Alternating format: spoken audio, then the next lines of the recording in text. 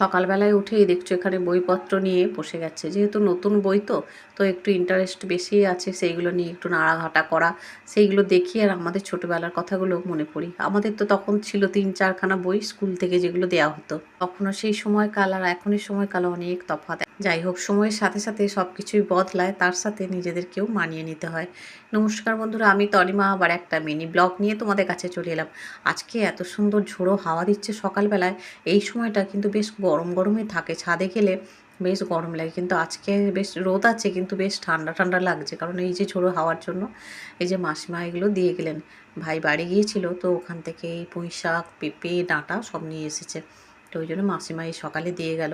যাই হোক, আজকে কি রান্না করি না করি সেগুলো তোমাদের সাথে শেয়ার করব। তবে সকালের কাজগুলো আজকে একটু লেটেই শুরু করেছি। সকালে উঠে আগে মেয়েদের খাবার দাবার সমস্ত কিছু, মানে ওই শরবত, চা, বিস্কিট এগুলো সব কিছু দিয়ে দিয়েছি, আর ওদিকে ভাতটাও বসিয়ে দিয়েছি। কারণ সকালবেলায় উঠে আমার রান্নাটা করা অভ্যাস, তো রান্নাটা যতক্ষণ না হয় মনে হয় যেন বড় কাজটাই ফেলে রেখেছি।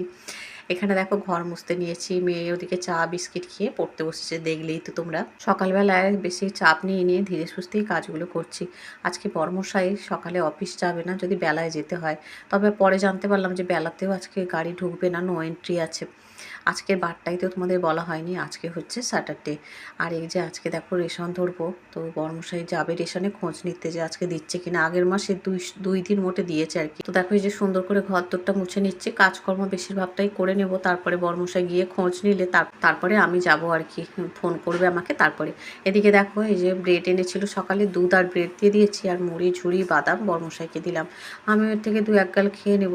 ওদিকে দেখো সকালের কাজকর্ম সারার পর এখন একটুখানি বসলাম, কিন্তু সকালবেলা যদি কোনো কারণে একটু বসে যাওয়া হয় না, সমস্ত কাজের ভীষণ দেরি হয়ে যায়, অনেক কাচাকুচিও আছে। এই যে এখন পাখিদের জন্য একটু খাবার নিয়ে যাচ্ছে, ওদেরকে দিয়ে দেবো, একটু জল দিয়ে দেবো। আজকে একটু খাবার দিয়েই হয়ে গেল। সংসারের কাজগুলো তো থাকে একরকমই, কিন্তু ওই যে সময় অনুযায়ী কাজগুলোকে করতে হয়, কোন কাজটা আগে করব কোনটা পরে। একা যখন ঘরে থাকি তখন তো পরপর কাজগুলো করতে থাকি, কিন্তু এই যে মেয়ে আর বড়মশাই থাকলে তখন ওদের টিফিন দেওয়া, ওদের সমস্ত কিছু করে তারপরে আমি কিন্তু সংসারে কাজগুলো করি। যাই হোক, চলো গাছগুলোও দেখিয়ে নিলাম ছাদের। ফ্রেন্ডস, এক্ষুনি রেশন ধরে নিয়ে এলাম আর ফ্যানটা চালিয়েছি, এত গরম। টাইমে জল এসে গেছে, 2 বালতি জল তুলে এনেছি, সোনাই ওখানে বসে আছে শরবত খেয়ে, ফ্যানটা চলছে, একটু আওয়াজ হয়তো কম পাবে। যাই হোক, আর হ্যাঁ এদিকে হচ্ছে সোনাইয়ের বাবা গেছে নিচের উঠানটা একটু পরিষ্কার করবে, মানে পরিষ্কার বলতে ওই ঘাস টাস হয়েছে আর কি, ওগুলো একটু কেটে দেবে, মানে কী করে তো কম থাকতে থাকতে পরিষ্কার করলে জিনিসগুলো ভালো থাকে। দেখো তো আমরা দেখায়, ছুটি থাকলে বড়মশাই বাড়িঘরের অনেক কাজ আমরা হেল্প করে দেয়। তারপরে এই যে সামনের উঠানটা বলো, গাছপালাগুলো পরিচর্যা, অনেক কাজে হেল্প করে দেয়। তো যাই হোক, আজকের ব্লগটা এই পর্যন্তই রাখলাম, দেখা হবে পরের ব্লগে। Bye bye.